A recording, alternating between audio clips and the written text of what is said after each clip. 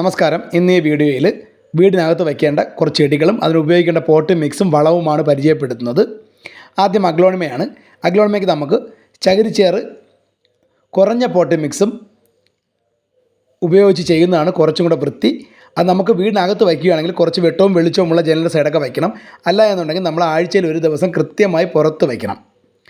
MBK ഒരു മാസത്തിൽ ഒരു ദിവസം 10 ഗ്രാം എന്ന അളവിൽ ഇതിനെ മൂടി ഇട്ട് കൊടുക്കുകയാണെങ്കിൽ ഇതിനാവശ്യമുള്ള വളങ്ങൾ ഇതിൽ നിന്ന് കിട്ടുന്നതായിരിക്കും. MBK DAP ഉപയോഗിക്കാം.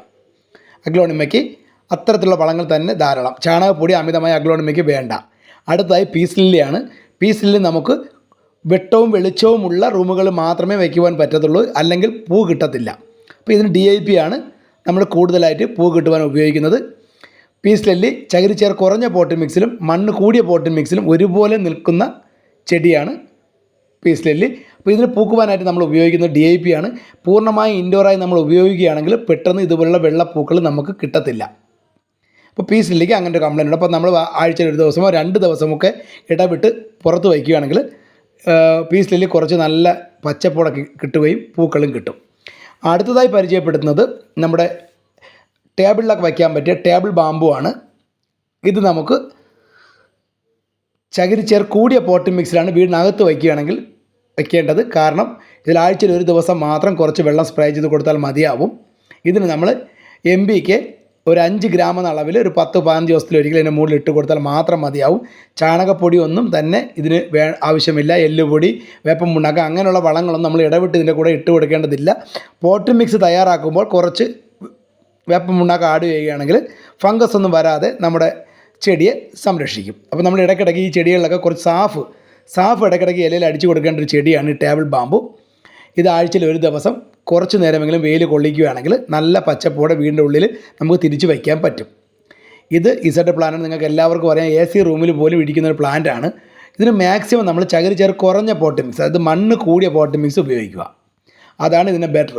മണ്ണ് കൂടിയ പോട്ട് മിക്സ് ഉപയോഗിക്കുകയാണെങ്കിൽ നമുക്ക് നല്ല രീതിയിൽ ഹെൽത്തി ആയിട്ട് ഇതിനെ വളർത്തിയെടുക്കാൻ കഴിയും. ആഴ്ചയിൽ ഒരു ദിവസം പുറത്ത് വയ്ക്കണമെന്ന് നിർബന്ധമൊന്നുമില്ല. കുറച്ച് പുറത്ത് വയ്ക്കുകയാണെങ്കിൽ കുറച്ച് ഭംഗിയായിട്ടിരിക്കും. ഇതിന് നമ്മൾ കൂടുതലായിട്ട് ഉപയോഗിക്കുന്നത് DAP ആണ്. DAP നമ്മൾ കുറച്ച് കൊടുക്കുകയാണെങ്കിൽ പെട്ടെന്ന് നല്ല ഗ്രോത്തായിട്ട് വരും. തണ്ടിനോട് ചേർന്ന് ഒരു കാരണവശാലും വളം ഇട്ട് കളയരുത്. അല്ലെങ്കിൽ 10-19 ലിക്വിഡ് രൂപത്തിൽ, അത് 20 ഗ്രാം എന്ന അളവിൽ 1 ലിറ്റർ വെള്ളത്തിൽ മിക്സ് ചെയ്തതിന് ശേഷം ഇതിന് മുകളിൽ കുറച്ച് ഒഴിച്ചു കൊടുക്കുകയാണെങ്കിൽ അത് വളരെ നല്ലൊരു വളമാണ്. അടുത്തതായി ലക്കി ബാമ്പു ആണ്. ലക്കി ബാമ്പു ഒരു കാരണവശാലും വീടിനകത്ത് നമ്മൾ മണ്ണിൽ നട്ട് വെച്ച് കഴിഞ്ഞാൽ നല്ല ഹെൽത്തി ആയിട്ട് കിട്ടത്തില്ല. ഇതുപോലെ കെട്ടിയ ലക്കി ബാമ്പ് കടകളിൽ മേടിക്കാൻ കിട്ടും. അത് നമ്മൾ വെള്ളത്തിൽ വയ്ക്കുകയാണെങ്കിൽ വീടിനകത്ത് എത്ര നാൾ വേണമെങ്കിലും ഏത് റൂമിലും സൂക്ഷിക്കാൻ പറ്റിയ ഒരു ചെടിയാണ് ലക്കി ബാമ്പു. നല്ല ഭംഗിയായിട്ടിരിക്കും. വെള്ളത്തിലാണെങ്കിൽ നല്ല ഭംഗിയായിട്ട് വീടിനകത്ത് എത്ര നാൾ വേണമെങ്കിലും ഇരിക്കും. മണ്ണിലാണെങ്കിൽ നമ്മൾ ആഴ്ചയിൽ 1-2 ദിവസം ചെറുതായി ഒന്ന് പുറത്ത് വെച്ച് വെയിലൊക്കെ കൊള്ളിക്കുകയാണെങ്കിൽ നല്ല ഹെൽത്തി ആയിട്ട് നമുക്ക് കിട്ടും. അപ്പോൾ ലക്കി ബാമ്പ് നമ്മൾ വെള്ളത്തിൽ വയ്ക്കുന്നതാണ് കുറച്ചും കൂടെ നല്ലത്.